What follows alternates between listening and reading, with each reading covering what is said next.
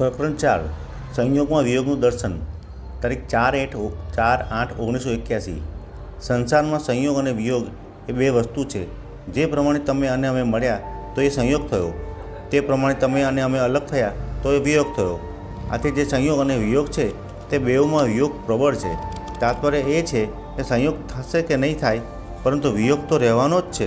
આ પાકી વાત છે।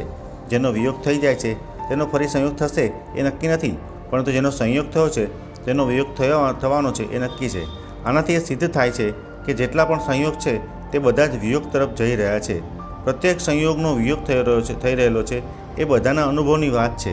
હવે આમાં બુદ્ધિમાન માટે વાત આ છે કે જેનો વિયોગ થવાનો જ છે તેનો વિયોગ આપણે અત્યારના વર્તમાન સમયમાં જ માની લઈએ, પછી મુક્તિ તત્વજ્ઞાન બોધ પોતપોતાની મેળે જ થઈ જવાના છે। કેટલી સરળ વાત છે। શરીર, ઇન્દ્રિયો, મન, બુદ્ધિ, પ્રાણ, અહંતા એ બધાનો એક દિવસ વિયોગ થવાનો છે। તમે આ બધાના વિયોગનો અનુભવ અત્યારે જ કરી લો। પ્રત્યેક સંયોગ વિયોગમાં પલટાઈ જાય છે, તેથી વાસ્તવમાં વિયોગ છે જ, સંયોગ છે જ નહીં। સંયોગરૂપી લાકડું વિયોગરૂપી આગમાં હંમેશા સળગી જ રહેલું છે। જીવનનો વાસ્તવિક સંબંધ પરમાત્માની સાથે છે, જેને યોગ કહેવામાં આવે છે। તેનો કદી વિયોગ થતો નથી। વાસ્તવમાં પરમાત્માથી જીવનો વિયોગ કદી થયો જ નથી। જીવ કેવળ પરમાત્માથી વિમુખ થયો હોય છે। મનુષ્યને સંસારનો સંયોગ થાય છે, યોગ નથી થતો। સંયોગનો તો વિયોગ થઈ જાય છે, પરંતુ યોગ હંમેશા હયાત રહે છે। અહીં અમે 2 મહિના માટે આવ્યા છીએ। 15-20 દિવસ વીતી ગયા છે, તો શું હજી પણ 2 મહિના બાકી છે? આ 15 દિવસ પસાર થઈ ગયા, એનાથી અમે જુદા પડ્યા અને જુદા જ થઈ જઈએ છીએ। એક દિવસ એ 2 મહિનાનો પૂરો વિયોગ થઈ જશે। એ રીતે માત્ર પદાર્થ, પરિસ્થિતિ, અવસ્થા વગેરેનો અમને વિયોગ થઈ જ જાય છે। કોઈ નવો સંયોગ આવશે તો એ પણ વિયોગ તરફ જવાનો। આમાં શું સંદેહ છે? બતાવો। તેથી તો આ વિયોગને જ આપણે મહત્ત્વ આપીએ છીએ અને એને જ સાચો માનીએ।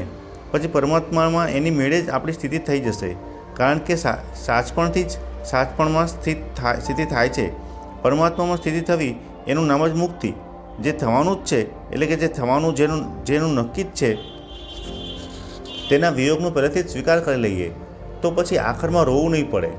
અત્યારે તું તેજસ નહીં તો ઓ પામર, અંતમાં એ તારો ત્યાગ કરીને જશે। અવસર ચાલ્યો જતાં મનને પસ્તાવવું પડશે। વર્તમાનમાં જ વિયોગનો સ્વીકાર કરી લેવો એ જ યોગ છે। દુઃખરૂપી સંસારના સંયોગનો વિયોગ એટલે યોગ છે। યોગ પછી નથી કોઈ દુઃખ રહેતું, નથી સંતાપ રહેતો, નથી હૈયાવરાળ કે નથી હલનચલન। જ્યાં સુધી સંયોગ છે ત્યાં સુધી પ્રેમથી રહો, બીજાની સેવા કરો। નદી ને નાવનો સંયોગ થાય છે તે રીતે બધાની સાથે હળીમળીને ચાલવું। જેટલા બની શકે તેટલી સેવા કરો, બદલામાં કોઈ વસ્તુની આશા ન રાખો। જેઓનાથી વિયોગ થવાનો છે તેઓની આશા રાખવી જ શા માટે? માતા, પિતા, પત્ની, પુત્ર, ભાઈ, બંધુ વગેરે જેટલા પણ છે તે બધાથી એક દિવસ વિયોગ થવાનો જ છે। એમની સાથે સારામાં સારો વ્યવહાર કરી લો। મનની જૂઠી ભાવનાને કાઢી નાખો કે આ બધું ચાલુ રહેશે। જેમને મેળાપ થાય છે તે બધા જઈ રહ્યા છે, તો પછી ફરી મળવાની આશા શા માટે રાખવી? અને મળશે કે નહીં મળે એનો કોઈ નિશ્ચય નથી, પણ મળશે તો કે ટકી રહેશે નહીં એ તો નિશ્ચય જ છે। તો એને મળવાની ઈચ્છા કરીને પોતાની નકામી બેઇજ્જતી શા માટે કરવી? રાગ, દ્વેષ, હર્ષ, શોક વગેરે પણ રહેતા નથી, પણ ચાલે જ જાય છે।